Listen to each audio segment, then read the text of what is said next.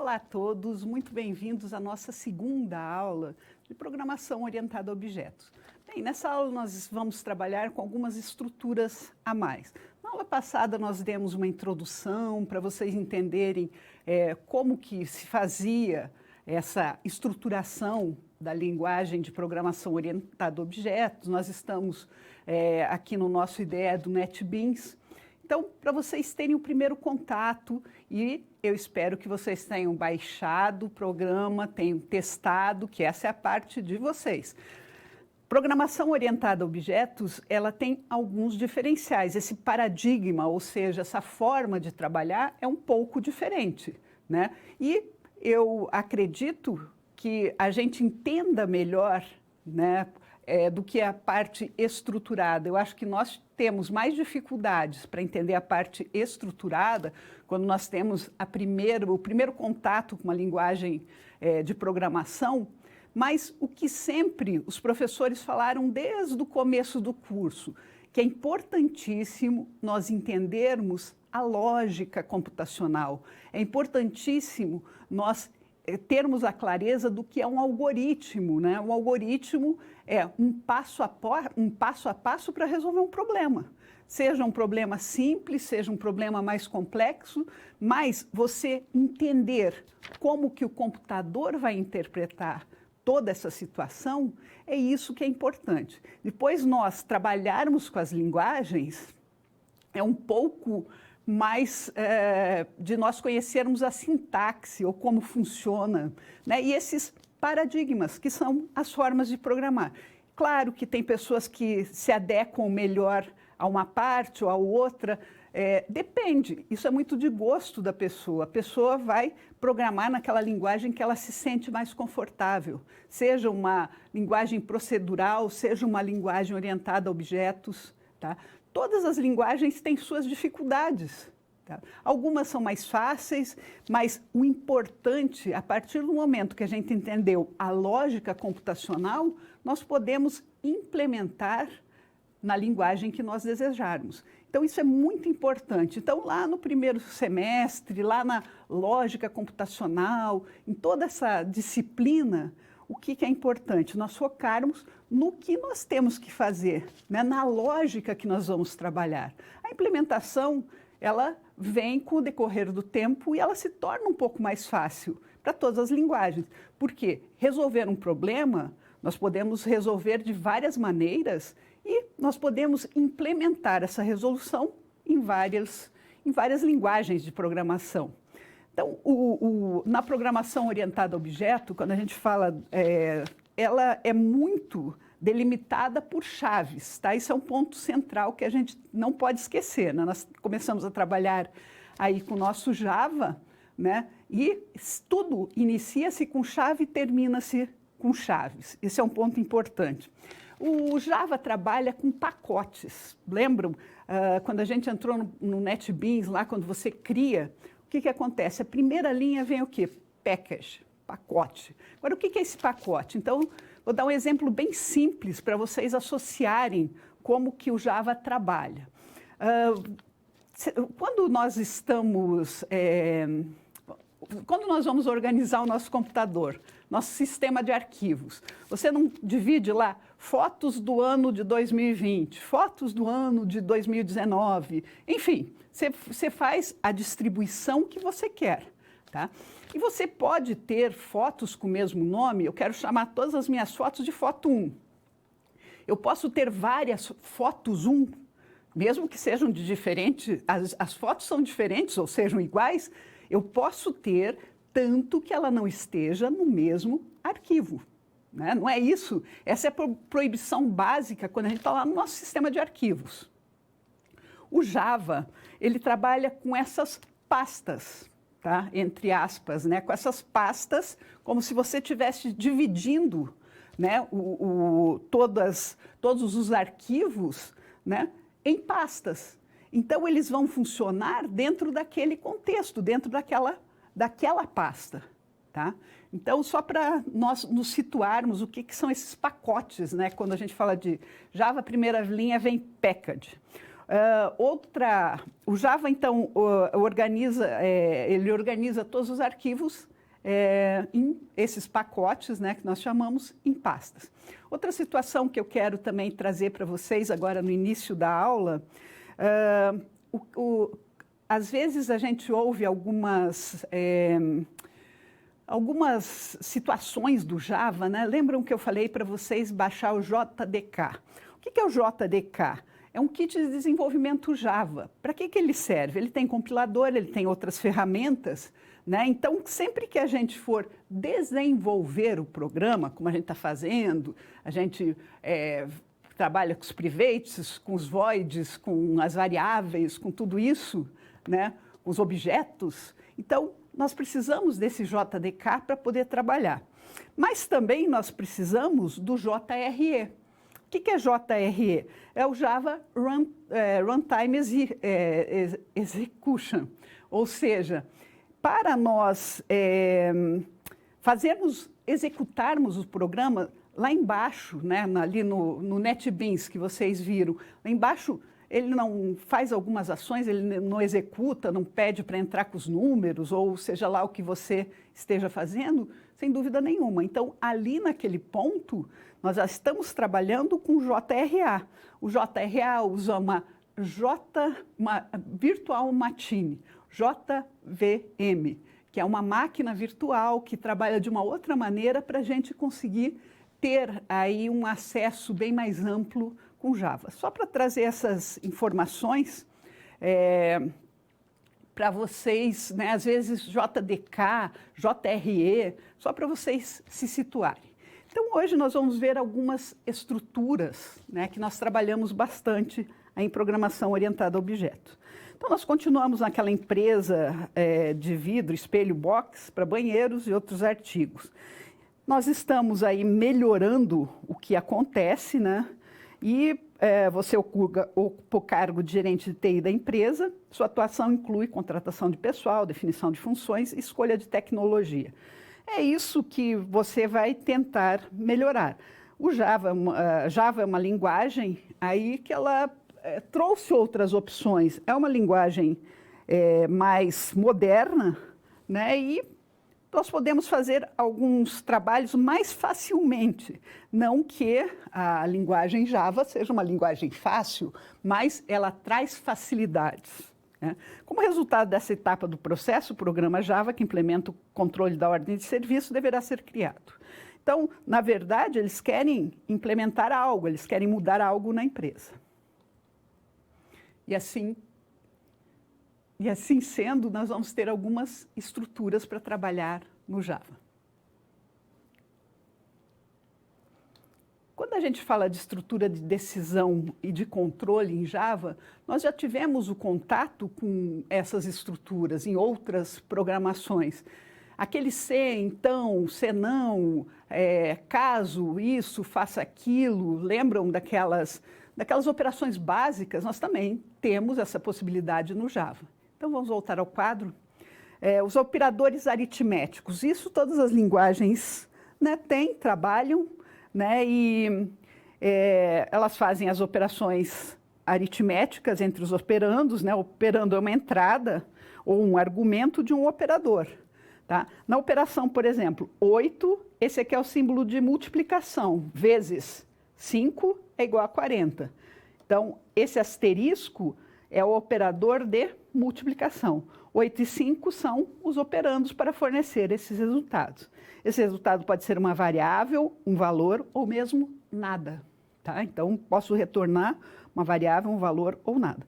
Então, aqui são os símbolos, né? O mais continua sendo adição, o menos subtração, o asterisco, né? Uma multiplicação, esse traço é a divisão e o percente é o resto da divisão. Os operadores lógicos, o símbolo E comercial, ele é o nosso operador E. Lembram das portas lógicas? Nós tínhamos alguns valores lógicos. Então, na tabela, quando a gente fala da tabela verdade, lá do E, do AND, né, das duas entradas e as saídas, ele só retorna verdadeiro se os dois valores à esquerda e à direita, porque esse operador vai ficar no meio, forem verdadeiros. Tá? Esses dois traços aqui é o nosso OU, tá? Implementa o operador OU. Então, na tabela verdade também, se a gente for voltar um pouquinho para a lógica, né, quando que nós temos esse valor, retorna verdadeiro, se ao menos um dos valores à esquerda ou à direita for verdadeiro. E nossa exclamação agora é a nossa negação. Então, é o nosso não. Operadores relacionais, tá?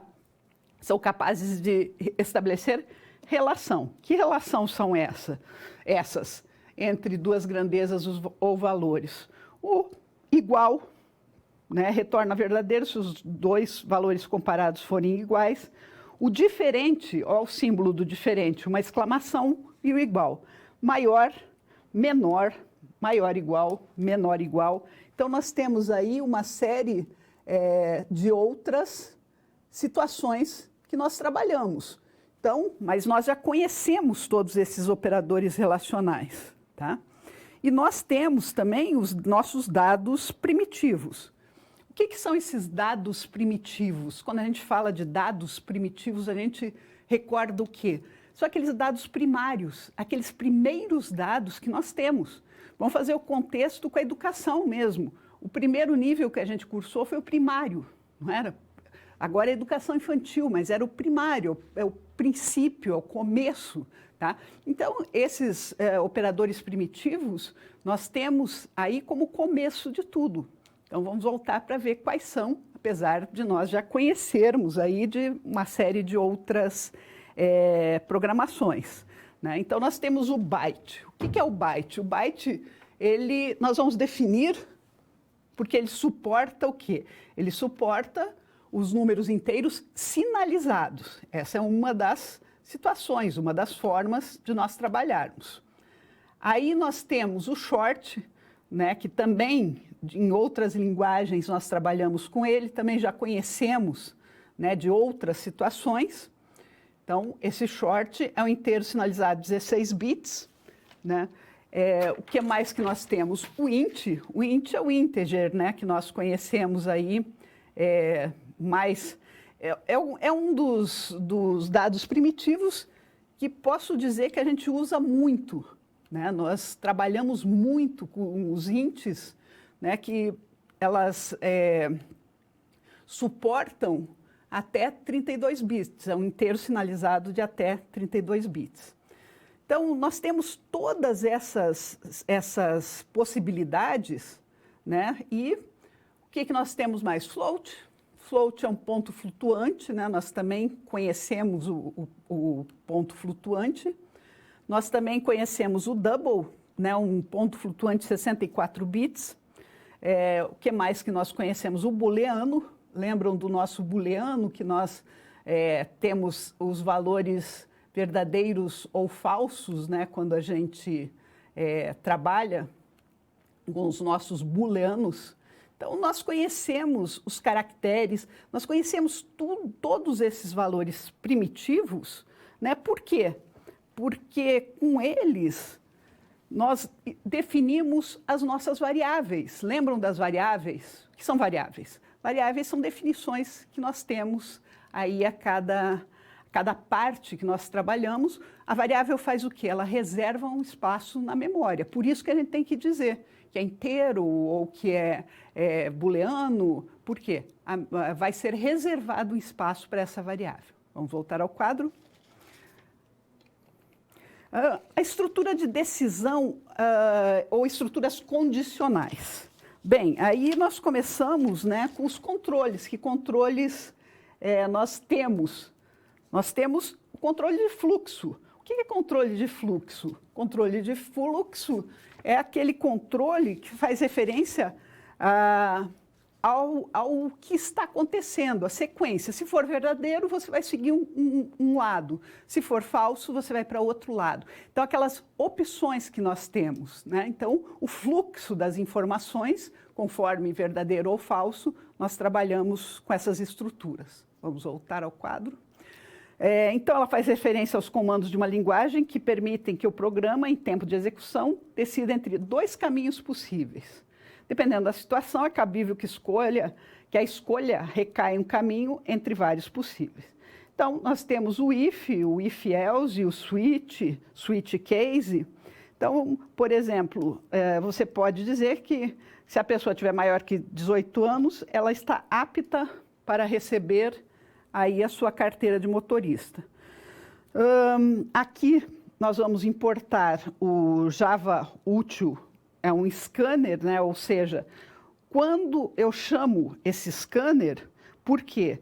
Porque quando eu chamei ele, ele vai entender que ele vai ter que ler algo do teclado, tá?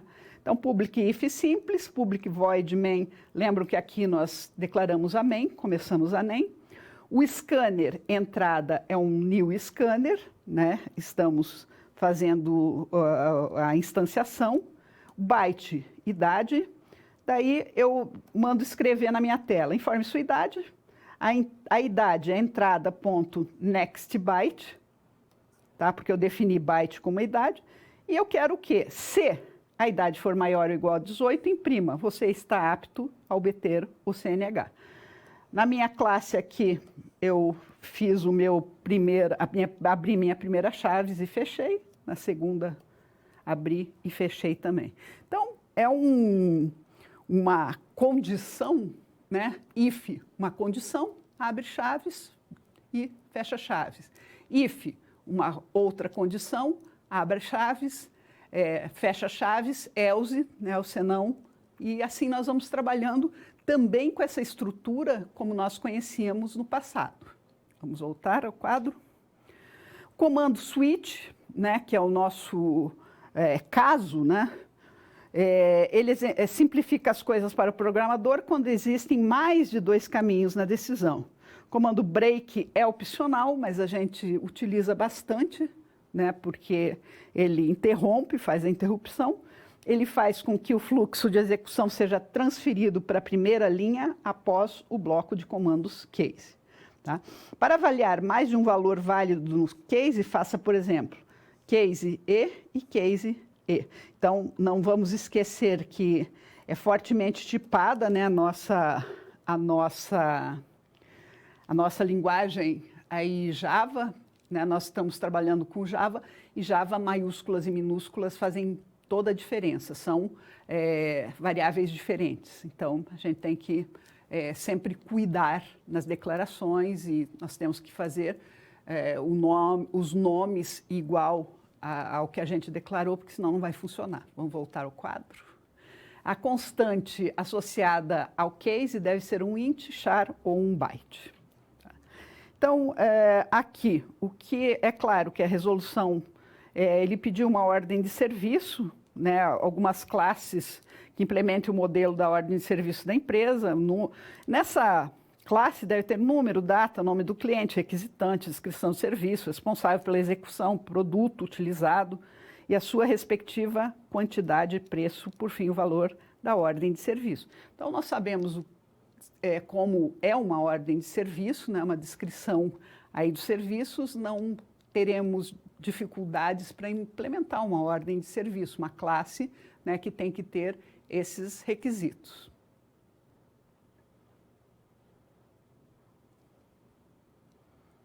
Nós também temos as estruturas de repetição em Java. Tá? Quando a gente fala de repetição, nós temos algumas situações que nós só deixa eu voltar. Opa! Que nós já conhecemos de outras linguagens, tá?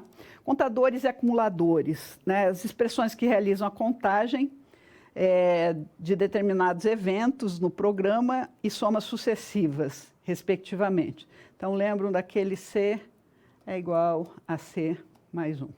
Né? Então, fizemos aí um contador, né? De 1 em 1, enfim, aquela declaração normal. Nós vamos ver um pouco na implementação esses contadores. O comando while, né, que é enquanto, né, enquanto acontecer determinada situação. ele repete determinado trecho do código enquanto certa condição estiver sendo satisfeita. Testa a condição no início do bloco. Tá? O do while, o que ele faz? Ele também repete determinado trecho enquanto certa condição, só que ele faz o teste no final do bloco. E o comando for repete determinado trecho do código em um número conhecido de vezes. Então, algumas vezes, dependendo do que nós estamos fazendo, nós devemos trabalhar com o switch ou com o for. Os contadores e acumuladores para o PO, o que nós temos? São expressões aritméticas que operam em alguma variável, na ocorrência de certo evento. Tá? O funcionamento de um contador. Sua missão é descobrir quantos alunos existem em uma sala de aula. Para tanto, você resolveu colocar na porta da sala com papel, se colocar na porta da sala com papel e caneta nas mãos. Para cada aluno que deixa a sala, o aluno deixando a sala é o evento. Você anota um número sequencial. O número do primeiro aluno a sair é 1, o segundo é 2, o terceiro é 3 e assim sucessivamente. Pronto, o último número anotado corresponde à quantidade de alunos da sala. Bem, essa é uma das possibilidades, não é? Se você quer saber quantos alunos, ou você entra numa sala e conta, agora nós temos essa possibilidade de ficar parado na porta e quando cada aluno vai saindo, você vai contando 1, 2, 3, 4, 5, até o último número vai corresponder aí à última quantidade de pessoas que tinha naquela sala.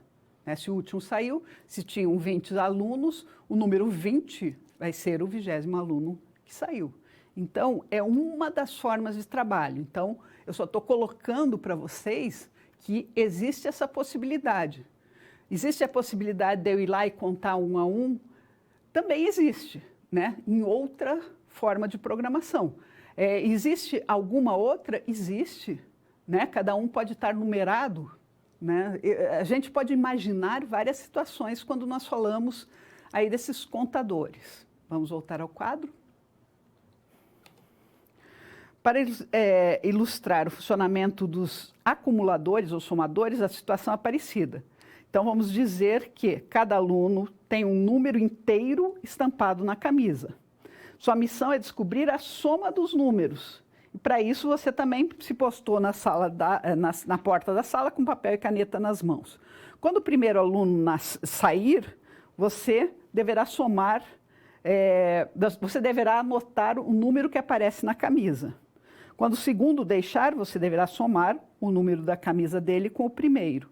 O procedimento, então, assim se repete. O número de alunos, o número do aluno atual, o número de aluno atual deve ser somado com o valor sucessivamente acumulado. Então, vejam, na primeira situação, a gente estava fazendo um contador. Nós estávamos contando cada aluno que saía. Agora eu quero fazer um acumulador, ou seja, os alunos vão saindo, eles têm um número, né, correspondente ali na camiseta e eu vou somando esses números até o último aluno sair, eu vou ter a soma de todos aqueles números que estavam com os alunos. Então, isso é um contador e esse segundo exemplo é um acumulador. Então, ele vai acumulando. Então, vamos dizer que o primeiro aluno tinha o número 2 na camisa. Então, número 2. O segundo aluno que saiu tinha o número 5. Então, eu acumulei o quê? 2 mais 5. Né? Então, eu estou com o número 7 agora, porque eu peguei o acúmulo do primeiro e acumulei com o segundo. Ok? Então, vamos lá. Aqui eu trouxe com o uso de contador, aí a cada ocorrência do evento, né, ou da situação, valor maior que 10, uma unidade é incrementada na variável C. Tá? Então, ao término do programa, a variável C conterá a quantidade de valores digitados maiores que 10. É uma possibilidade, estou trabalhando com um contador. Então, quando eu trabalho com contador, eu vou dar para ele uma situação para ele resolver, tá? Então, eu vou importar o Java Util Scanner, por quê? Porque eu vou ler aqueles valores do teclado. Eu vou pedir para a pessoa digitar e vou ler, tá? Então, a classe, public class, a classe vai se chamar contador. Aqui nós iniciamos a nossa main, scanner entrada é new scanner, system.in quer dizer o quê? Ele vai ler, esse scanner vai ler o que você entrou. Então, int i, c igual a 0 e valor. For i de 1 até i menor ou igual a 5, eu incremento o número. E eu quero que você escreva.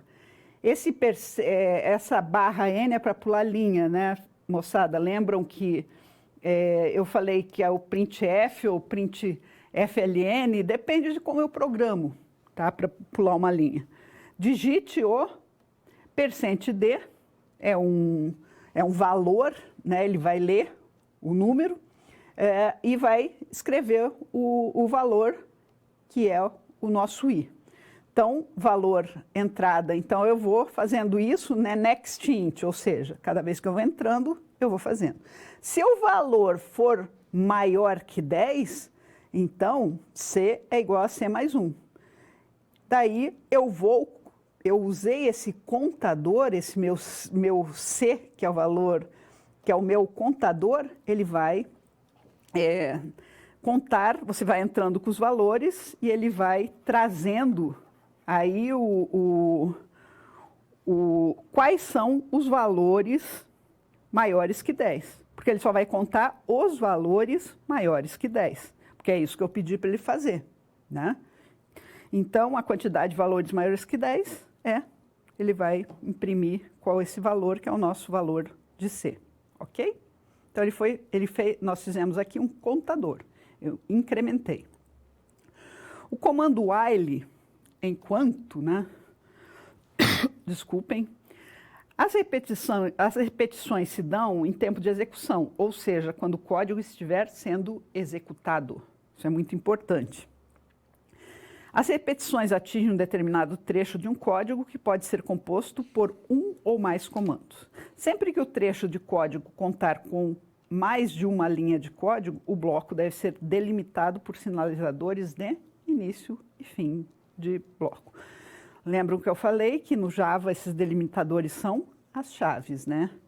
Então, lê-se, abre chaves e fecha chaves.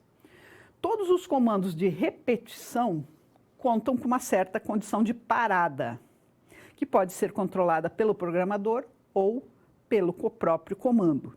Essa condição e seu correto gerenciamento é fundamental para que o comando funcione como se espera. O comando while, enquanto, repete determinado trecho enquanto determinada condição estiver sendo satisfeita. Então, isso é muito importante. Repare a variável a, aqui nesse exemplo que eu trouxe. Ela foi inicializada com o valor 100. Ó, int a igual a 100. Antes de o laço de repetição se iniciar, seu conteúdo foi comparado com 0. A é maior que 0, a leitura que se faz do cabeçalho do comando é: enquanto o valor de A for maior que 0, está aqui, ó, while A maior que 0, repita. B igual a B menos 1, A igual a A mais 1. A variável jamais seja menor ou igual a 0, tendo um loop infinito.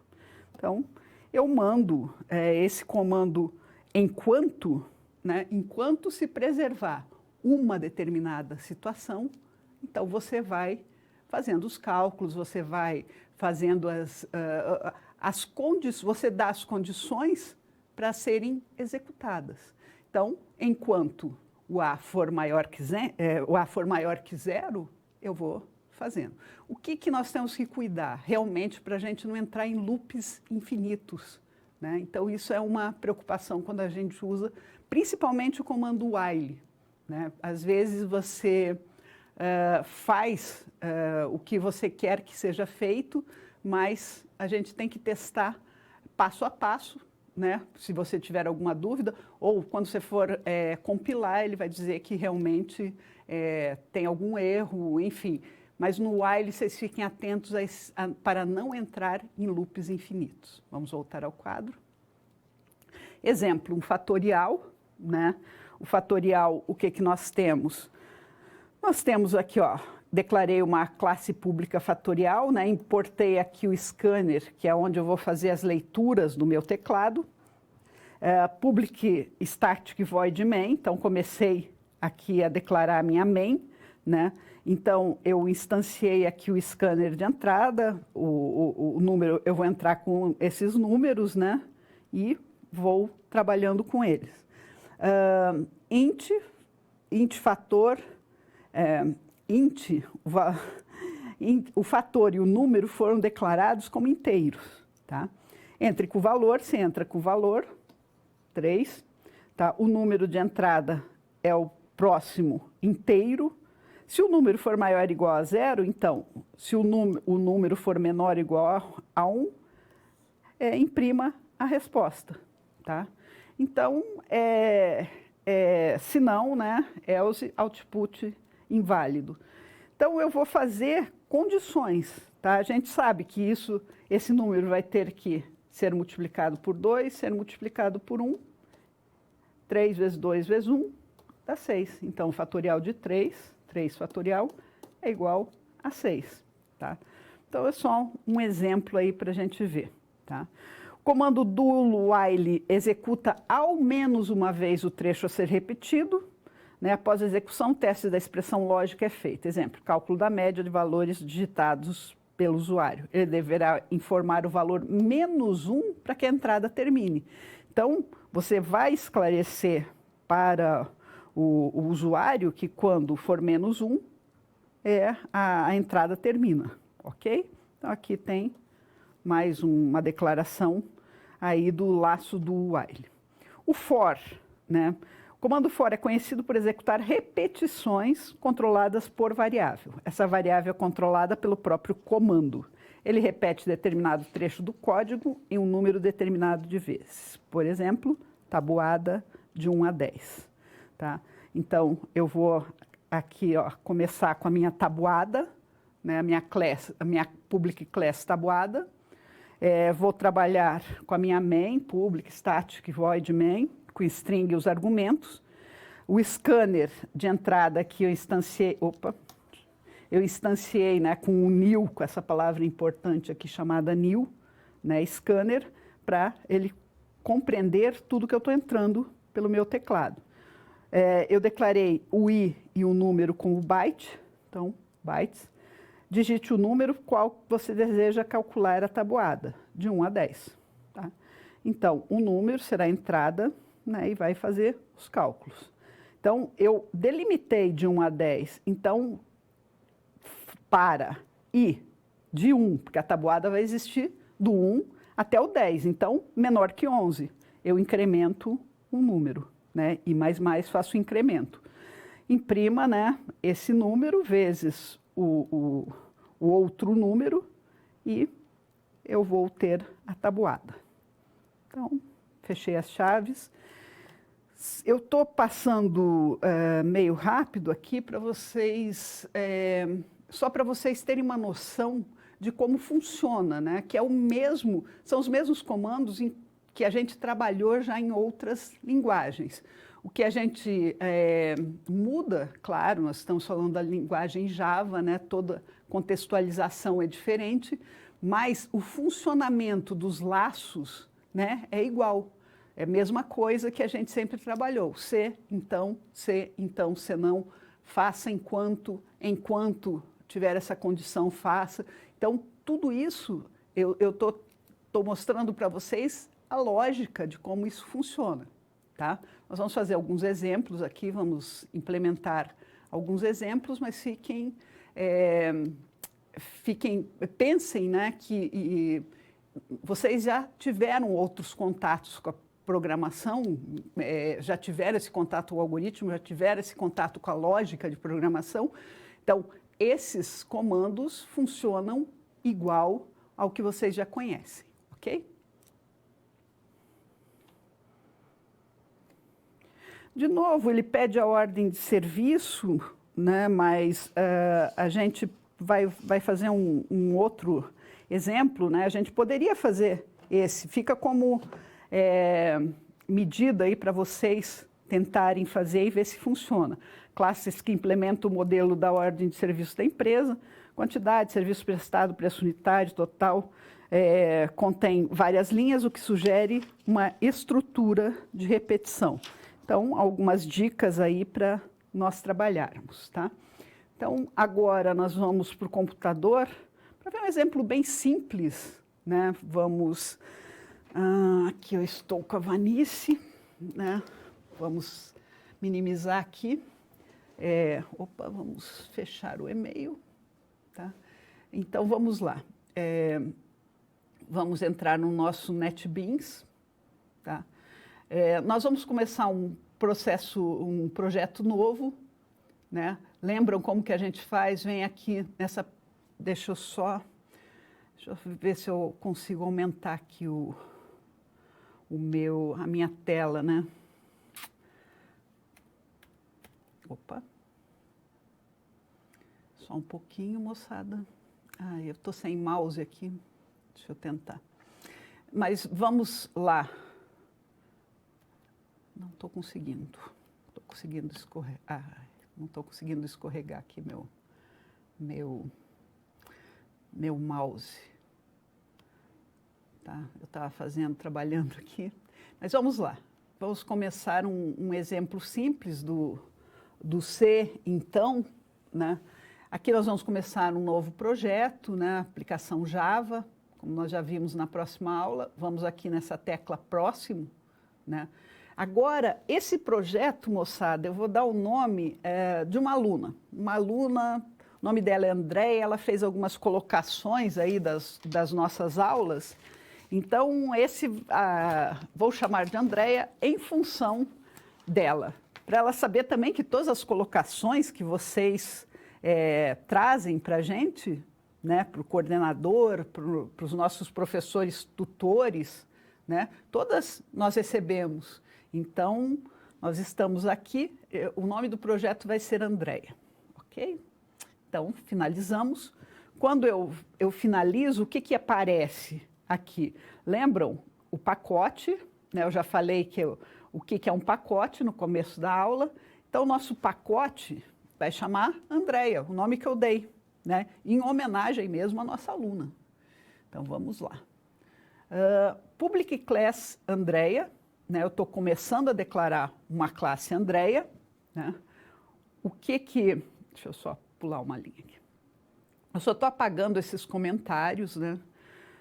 Public Void Static, aqui a nossa main já vem aqui, mas eu vou, para economizar um pouco de tempo, moçada, eu vou, claro, pegar aqui o nosso programa, né? Esse programa vai fazer uma coisa simples, você vai entrar com um número e ele vai dizer se esse número é par ou é ímpar, tá? Então, vou passar lá, já tenho ele digitado aqui, depois eu passo para vocês também, né? Eu vou chamar esse scanner aqui, por quê? Porque eu vou entrar com um número no meu teclado, né? Eu quero que ele entenda. Então, com essa biblioteca aqui, nós conseguimos fazer-se entender que nós necessitamos dessa leitura de entrada. Então, deixa eu só voltar lá.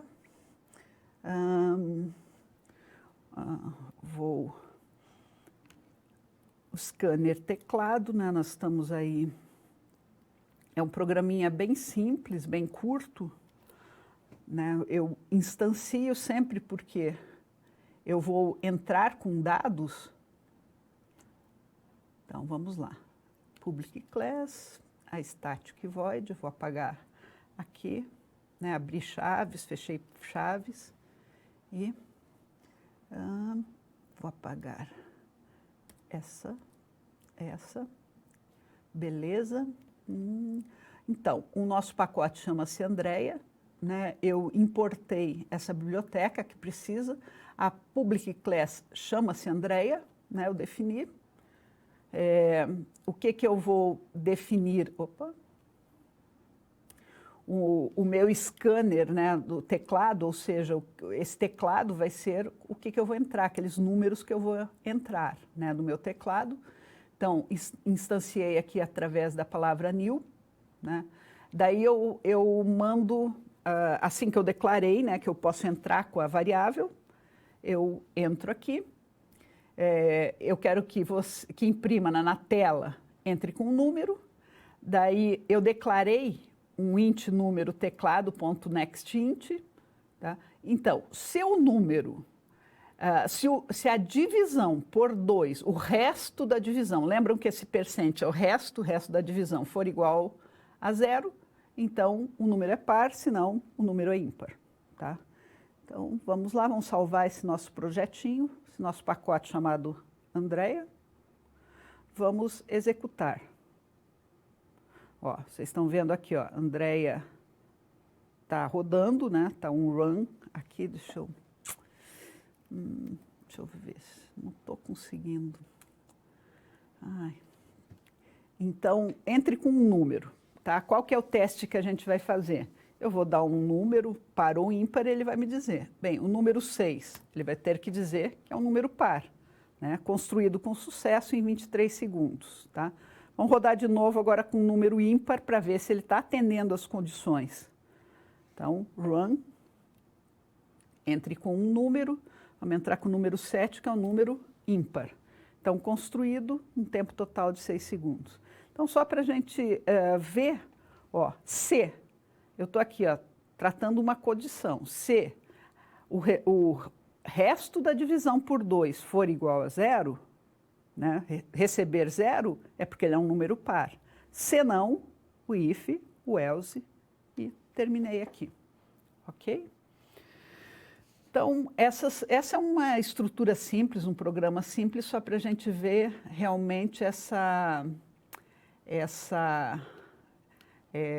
como que a gente trabalha aí com if, else. Na linguagem Java, vocês podem ver que nós não tivemos muita diferença daquilo que nós conhecemos, né? Então, nós podemos fazer essas implementações. Então, agora eu quero deixar uma pergunta para vocês, um minutinho, daí eu vou ver se a Vanice me mandou alguma pergunta, algum questionamento de vocês, tá? E a pergunta é a seguinte: entenderam as estruturas, seja de repetição, por exemplo, em programação orientada a objeto?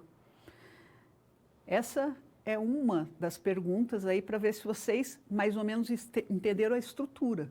E ali o exemplo foi bem rápido, bem simples, para vocês começarem a trabalhar com essa máquina, né, chamado de estruturas de decisão, estruturas de repetição. Ok? Então, um minutinho para me responder.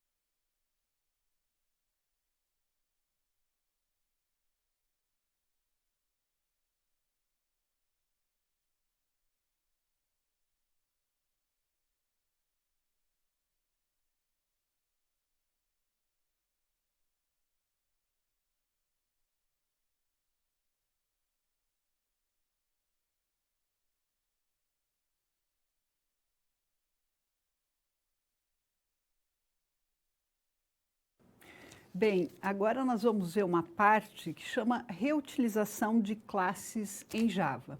Quando eu falo dessa reutilização, é uma das vantagens que nós temos na programação Java, né? Nós podemos usar partes. Lembram quando a gente declarava lá uma classe boneco, uma classe robô, uma classe qualquer, e depois a gente instanciava e criava novos objetos, né? Isso tudo é uma forma do quê? De reaproveitar, né? Nós podemos, claro, fazer de várias formas esse reaproveitamento, né? E isso Java permite e nos deixa muito tranquilos para utilizar isso. Por isso que nós definimos a classe e depois nós vamos ver como que nós fazemos isso, como nós temos esse reaproveitamento, porque, posso reaproveitar partes do código. Você pode reaproveitar muitas partes do código. Vamos ver um pouco, entender esse contexto de reaproveitamento. Então,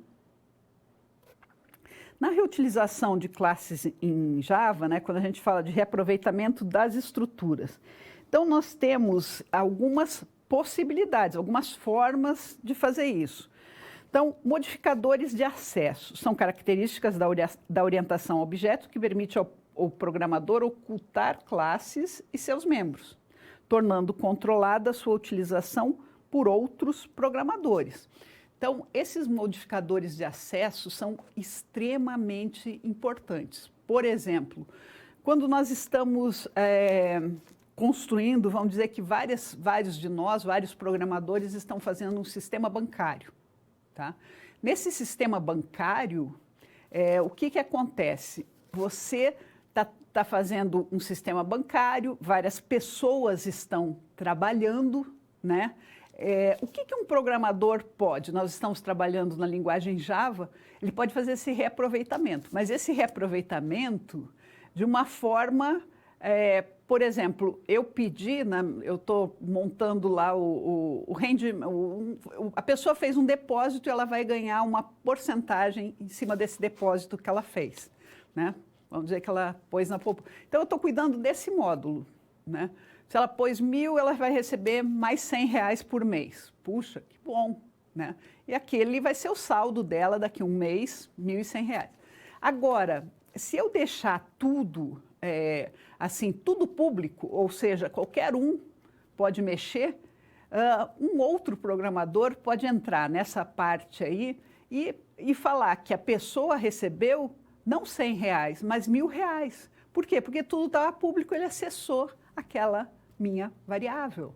Então, para não haver esse problema de alguém, de um outro programador modificar as condições que eu dei, que eu tenho aí essas proteções que a gente faz, né, em alguns dados. No sistema bancário, a gente tem que pensar que nós temos que proteger todas as informações, seja o saldo, seja as aplicações que a pessoa tem. Então, eu vou ter que trabalhar muito com essa parte aí de não deixar as pessoas verem, enxergarem. Elas vão enxergar o que elas podem enxergar, mas elas não vão ser capazes de modificar aquilo que eu fiz. Tá? Então, vamos lá.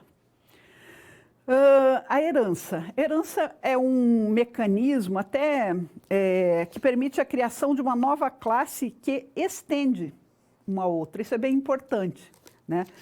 Lembram aquela situação, quando a gente fala herança, né, da biologia lá, de herdar, tal.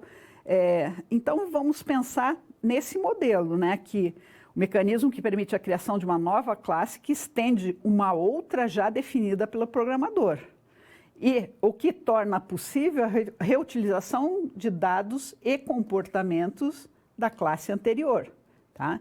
Então, uma nova classe que estende. Tá? Então, quando a gente fala de herança, nós estamos falando isso.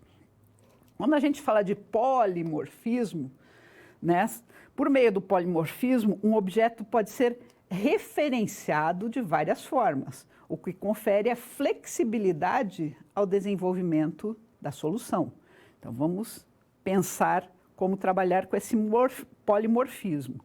E encapsulamento é o quê? Característica que permite que as variáveis da classe e seus métodos sejam agrupados em conjunto, segundo o seu grau de relação. Então, nós temos aí várias formas. Isso aqui nós já ouvimos, né? Já trabalhamos com isso no passado, né? E nós temos esses modificadores de acesso pelo Java. Então, public. Public, ele poderá ser acessado e executado a partir de qualquer outra classe. Então, tudo que eu declaro, lembram que eu declaro como? A gente declara public class, public class robô, public class brinquedo, public class pessoa, né? A gente fez algumas declarações de public class. Quer dizer o quê? Que todos os programadores podem utilizar essa estrutura, ok? E cada um vai utilizar de uma maneira diferente. Então, conforme ele queira, ele pode usar, porque ele é público.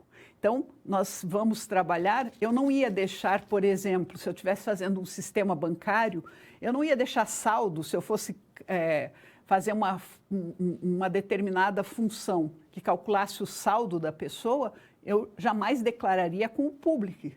Por quê? Todo mundo pode ver, né? Eu estou responsável pelo saldo da conta corrente, pelos depósitos feitos. Eu não quero que os outros programadores que vão trabalhar com outras funções aproveitem aquela classe, ok?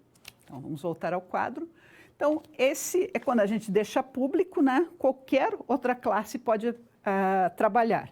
Quando eu falo em private, quando eu defino, em vez de public class, eu defino private class, só podem ser acessados, modificados ou executados por métodos da mesma classe, sendo completamente oculto para outros programadores. Opa, private, se eu vou trabalhar com duas funções de saldo e de aplicações, por exemplo, eu estou responsável por esses módulos aí dentro do sistema, opa, só eu vou trabalhar. Os outros não vão trabalhar, tá? Protegido, protected, funciona como o private, mas permite, olha só a diferença, permite que classes herdeiras também tenham acesso ao campo ou ao método declarado. Então, o private, ninguém mais tem acesso. O protegido, as classes herdeiras poderão utilizar. E quando eu trabalhar com 100 modificadores, serão considerados como pertencentes à categoria do pacote ou friendly, né, amigável. Seus campos e métodos podem ser acessados em todas as classes de um mesmo pacote. Tá? Então, esses modificadores são palavras especiais que determinam algumas coisas que nós podemos ou não podemos fazer na linguagem. Tá? São algumas restrições que nós temos. Então, eu tenho que pensar muito como eu vou declarar determinadas classes, ok? Então, muito cuidado nesses modificadores aí de acesso. Vamos dar uma olhadinha em herança, né? Um exemplo aí rápido de herança. Herança é a forma de reutilização de software na qual uma classe nova ela é criada, absorvendo membros de uma classe existente e aprimorada com capacidades novas ou modificadas. Então, eu posso aproveitar, essa é a minha vantagem, que eu posso aproveitar e modificar também. Tá? A utilização de herança permite que as classes mais genéricas sejam reaproveitadas para compor classes mais específicas, o que confere segurança e racionalidade ao processo de desenvolvimento de aplicações. Então, quando a gente fala de herança, né, nós temos duas palavras bem importantes, né, que são as superclasses e as subclasses. Tá? Por exemplo, a superclasse aluno. Eu posso ter aluno de graduação, eu posso ter aluno de pós-graduação, posso ter aluno de doutorado, de mestrado, de curso de inglês, eu posso ter aluno de todo jeito. Tá? Quando eu falo da superclasse forma, eu tenho a forma de círculo, retângulo, triângulo, e cada uma é diferente. Então, a superclasse é forma, mas a subclasse pode ser as mais variadas. Financiamento, se eu falo financiamento como uma superclasse, eu posso ter o financiamento de carro, de casa, de moto, financiamento do que eu quiser, de uma televisão. Quando eu falo de funcionários, funcionário eu posso ter gerentes, eu posso ter chefe de setor, eu posso ter N funções em relação a esse funcionário. Conta bancária, eu posso falar de conta bancária, seja corrente ou seja a conta poupança. Então, estamos falando de herança. Polimorfismo, quando eu falo de polimorfismo, é a capacidade de um objeto poder ser referenciado de várias formas. O que não quer dizer que o objeto fica se transformando. Tá? Ao contrário disso, um objeto nasce de um tipo e morre daquele tipo. Então, se eu declarei aquele tipo, ele sempre vai utilizar aquele tipo. Então, ela é fortemente tipada.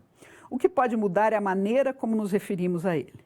Polimorfismo permite a manipulação de instâncias de classes que herdam de uma mesma classe ancestral de forma unificada. Podemos receber métodos que recebem instâncias de uma classe C, e os mesmos métodos são capazes de processar instâncias de qualquer classe que herde da classe C. Calma, moçada, nós vamos ver na programação um pouco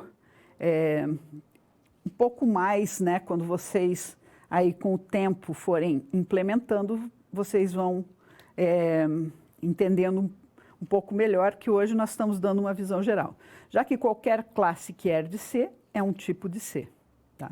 E o encapsulamento, né, que é o ocultar dados atrás de métodos que sejam inacessíveis a outros objetos, é a base fundamental do encapsulamento. Então, por exemplo, o encapsulamento, quando nós falamos de um projeto grande, estamos desenvolvendo aí um sistema integrado, um ERP para bancos, né? E eu estou trabalhando com determinadas funções, são vários programadores, tá? Que podem estar fazendo os módulos desse ERP. Então, como nós estamos trabalhando, cada um de nós com um pedaço, eu tenho que ver o que eu posso deixar acessível, por exemplo, o nome. A mesma pessoa vai ter uma aplicação na poupança, vai ter uma aplicação, vai ter uma conta corrente, vai ter uma conta poupança, vai ter uma aplicação, a mesma pessoa. Então, o nome, veja, se eu for declarar uma classe que envolva assuntos, né, ou envolva variáveis que podem ser modificadas, que podem ser trabalhadas de outra maneira, que elas não precisam estar escondidas, eu estou trabalhando com a classe pública. Tá? Então, eu tenho que pensar sempre quando eu for declarar, o que eu vou declarar, como eu vou declarar, como é que eu consigo fazer esses reaproveitamentos, essas heranças, né? Ou seja, encapsulamento ou polimorfismo, tudo isso aí tem um contexto. Então, nós trabalhamos para cada situação, dependendo do que eu necessito para resolver os meus problemas, eu posso utilizar uma dessas formas, ok?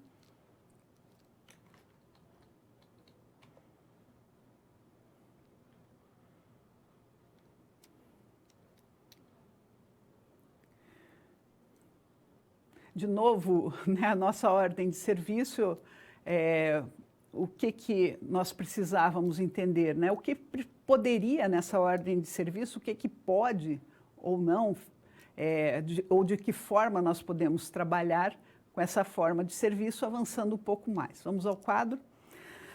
Aplicação que tem a interatividade com o usuário, já que os dados da ordem de serviço deverão ser informados pelo usuário. A ordem de serviço deve ser apresentada em uma tela com um número de identificação gerado automaticamente.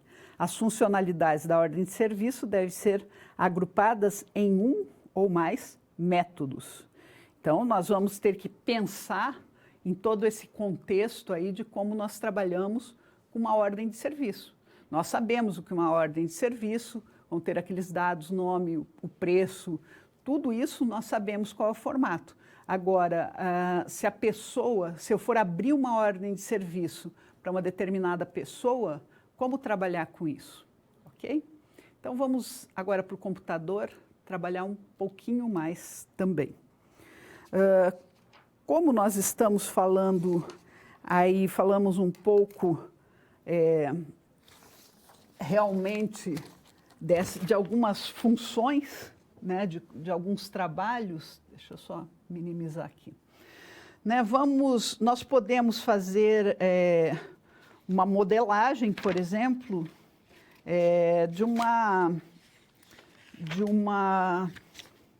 nós vamos encapsular algo, tá? Esse encapsulamento, tá?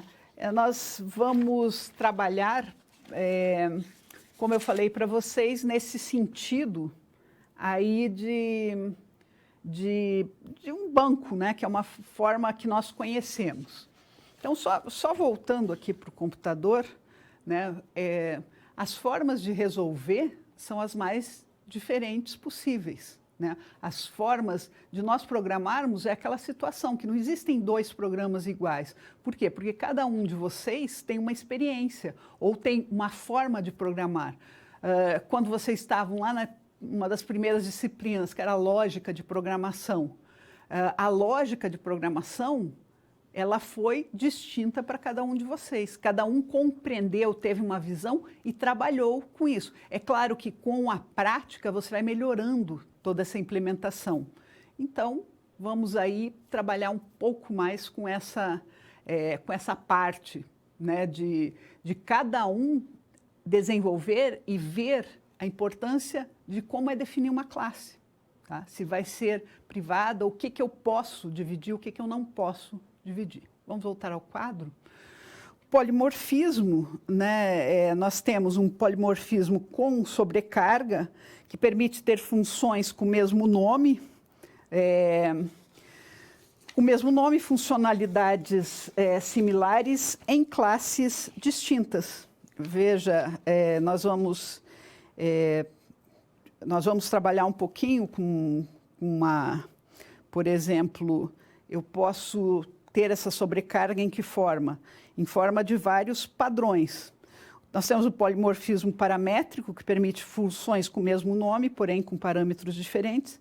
E nós temos também o polimorfismo de herança, que permite a redefinição de um método em classes herdeiros de uma classe básica. Tá? Então, nós vamos trabalhar um pouco com essa sobrecarga, né? Vamos trabalhar um pouquinho com essa sobrecarga, num exemplo aí de multiplicação. Né? Vou mostrar para vocês como a gente faz, mas a gente vai fazer uma sobrecarga do método multiplicação. Então, vamos ao computador. Agora sim, queria só terminar essa explicação. Tá? Então, vamos lá. Nós vamos criar de novo, ó. Vamos aqui, escolher um projeto Java, uma aplicação Java, né? Vamos para o próximo. Esse projeto vai ser, vamos chamar ele de matemática. Matemática. Nós vamos fazer uma sobrecarga de um método. Tá? Então, finalizar. Beleza. Vamos apagar aqui, o nosso pacote vai se chamar matemática. Depois nós vamos fazer o encapsulamento. Public class matemática, os argumentos, eu estou apagando aqui, tá, moçada? Vamos aqui. Eu vou, como eu já fiz, né, já digitei para a gente ser um pouco mais rápido.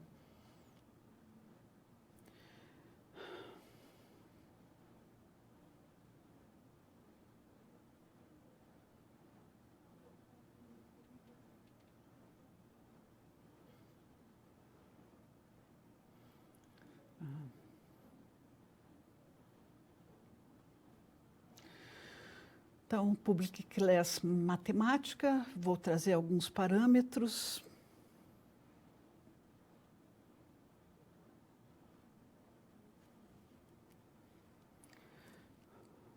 Deixa eu só copiar lá. NetBeans.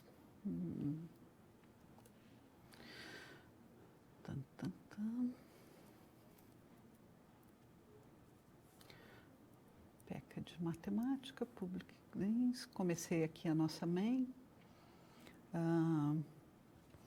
O double. Public static main. Só estou conferindo aqui, moçada, ver se eu não esqueci nada. Aqui eu vou fazer, na verdade, uma sobrecarga de um método. Tá? Então, o que eu estou fazendo aqui? Né, o package, Public Class Matemática. Só um pouquinho. Não. Não é esse. Não é esse o meu programa, está mais para baixo. Tá? Deixa eu só pegar lá, só um pouquinho, moçada, me desculpem.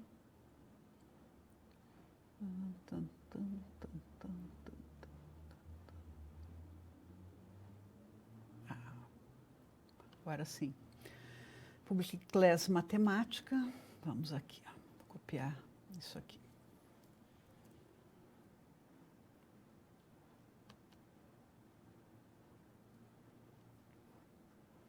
Vamos lá para o NetBeans. Opa. Então, o que eu declarei? O que eu estou fazendo? Uma sobrecarga de método, do método multi, tá? Ou seja, eu vou declarar esse método multi, né, como um estático inteiro, né, que argumentos, que parâmetros eu estou passando, né, aqui dentro? O int A e o int B, ou seja, eu vou dar dois números e essa multiplicação vai ser aproveitada de várias maneiras, né? Return A vezes B. Então, eu estou definindo, né, minha classe aqui, a multi primeiro como um inteiro.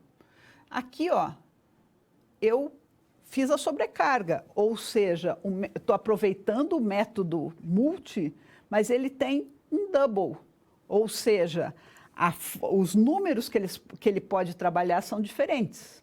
Então, é um double A e um double B, tá? E o meu retorno, ou seja, a minha ação vai continuar sendo A vezes B. Tudo é multiplicação, mas vocês estão vendo que aqui eu fiz a definição com int, aqui eu fiz a definição com double, aqui eu fiz a definição com 3 variáveis, double A, double B e double C. Então, entenderam como eu fiz essa sobrecarga? Eu estou usando a mesma função, só que a multi, né? O método multi, só que eu estou usando ele como inteiro, eu estou usando como double e eu estou usando como double e também com mais variáveis, ok? Aí, o que a minha main vai fazer? Ela vai gerar, tá? Se eu tiver dois números inteiros, ela vai fazer a multiplicação.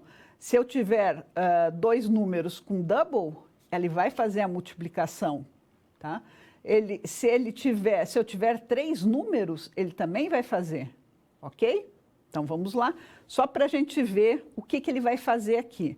Então, eu vou imprimir o quê?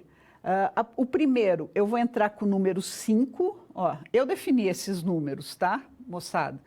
5 e 3 são 2 números inteiros, então ele vai ter que me dar o resultado 15. Daí eu peguei 3,2 e 4,1. Ele vai me dar multiplicação de 3,2 e 4,1. Aí eu peguei aqui nesse terceiro ponto 1,4 e o número 2. 1,4 vezes os 2, ele consegue fazer? Claro que consegue, né? Então, eu fiz essa sobrecarga, eu aproveitei e estou mudando alguns padrões do meu método, né? E a última, ó, ele vai multiplicar 4,5 vezes 5,2 vezes 2, ou seja, eu tenho A, B e C, tá? Vamos ver. Abri, fechei. Vamos salvar esse nosso programa. Então, entenderam o que é a sobrecarga? Como que eu trabalho com essa sobrecarga? Então, vamos lá. Olha aqui, ó. Multiplicação, a primeira multiplicação. Vejam que o método todo era multiplicação. Ó, 3 vezes 5, 15. 3,2 vezes 4,1 é 13,2. Tá? A terceira aqui, 1,4 vezes 2, 2,8. E a multiplicação de 4,5 vezes 5,2 vezes 2 dá 46,80004. Tá? Então, essa é uma sobrecarga de método, e o método aqui que eu estou fazendo essa sobrecarga é o método multi. Ok? Entenderam? Vamos fazer um pouquinho de encapsulamento, tá? Então, o encapsulamento, quero saber se vocês entenderam aqui o que a gente está fazendo também. Agora, para trabalhar com encapsulamento, o que a gente trouxe, né, do encapsulamento? É aquela situação que eu tenho que esconder algo dos outros programadores, né? Numa situação bancária, ó, eu já cliquei aqui nessa pasta, de novo projeto, vai ser Java, aplicação Java. Vamos lá para o próximo. Vamos chamar essa outra alteração, vamos chamar de conta, tá? Vamos chamar de uma conta. Tá? Então, finalizar, dei o nome de conta. Nós vamos encapsular nossa classe, ou seja, fazer com que o único meio de alterar os atributos dela seja através dos seus próprios métodos. Então, que ninguém mais consiga. Tá? Então, vai ser aqui o nosso package conta. Só estou apagando aqui, moçada. Public conta, né? Public class conta. Até aí tudo bem. Vou apagar aqui. Vamos dizer que nessa... Deixa eu apagar aqui também, moçada. Tá? Então, vamos dizer que nesse public class conta, eu tenha alguns atributos. Por exemplo, private. Private o quê? Saldo. Tá? Eu não quero que ninguém veja meu saldo. Private, double, saldo. Saldo ser igual a 0. O que eu fiz aqui? Eu já defini, né, que dentro da minha classe conta, né, eu vou ter um saldo privado. E private, essa pessoa também tem um nome, né? Esse saldo pertence a alguma pessoa. Então, vamos ter o nome aqui. Então, eu tenho 2 dados que eu vou utilizar na minha conta, né? E esses 2 são privados, ok? Agora, vamos começar a declarar aí os métodos, né? Então, vamos lá.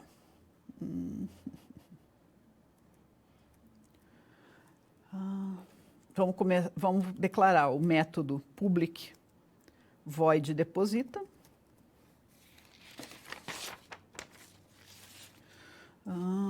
Public void deposita, vai ser um double, vai ser um valor aí duplicado, beleza, sem problema nenhum. Tá? Eu vou fazer aquela situação, né, que o rendimento desse saldo, né, vou trabalhar com esses valores, então, deposita Esse saldo, a gente usa esse diz.saldo, vai ser igual, vai ter um rendimento esse saldo, tá? Diz.saldo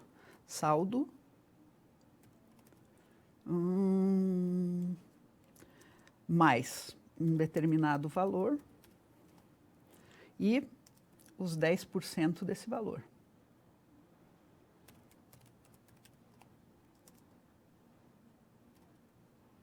Dez por cento representa 0,10. Tá? Então, eu declarei um método. Tá? Então, o saldo vai ter esse valor. Ok. Deixa eu ver se eu não... Deixa eu só olhar aqui se eu não... Eu acho que eu tenho já digitado essa aula. Opa. Só um pouquinho, moçada. Opa, tá aqui.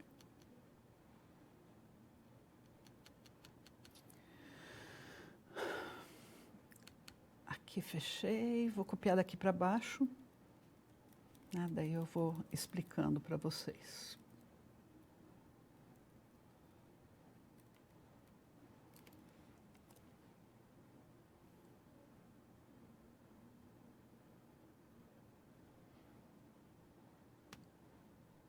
Deixa eu apagar esse aqui. Esse aqui, essas duas chaves, porque eu vou trazer aqui. 10%. Daí eu defini, o public get saldo, public double return, diz saldo, ok. Fechei, public get nome. Então, eu estou encapsulando a nossa classe, né? Public void, vou pegar o nome da pessoa, né, desta pessoa, return nome, public, vou criar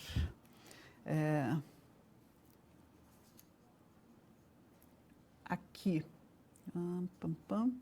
agora eu vou pegar essa classe conta, né, que eu tenho, né, e vou, criar uma nova conta, C1 e nova conta C2. Tá? Depois eu vou também definindo o nome das pessoas, né, pela palavra set, que é muito importante. Fulano da Silva e Beltrano de Oliveira. Tá? E depois, no depositando, um depositou 100 e outro depositou 200. Ótimo. Eu vou imprimir o quê? O nome dos clientes com seus respectivos saldos. Fechei. Tá? Deixa eu só dar uma arrumada melhor.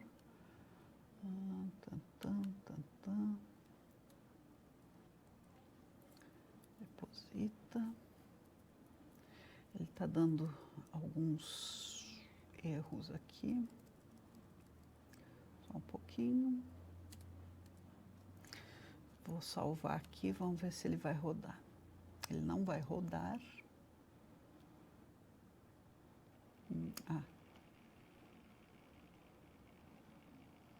Cadê? Public void está aqui.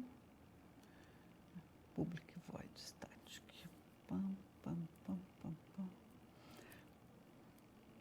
Abri a conta. Fechei a conta. Preciso do saldo. Aqui, beleza. Return this. Eu vou...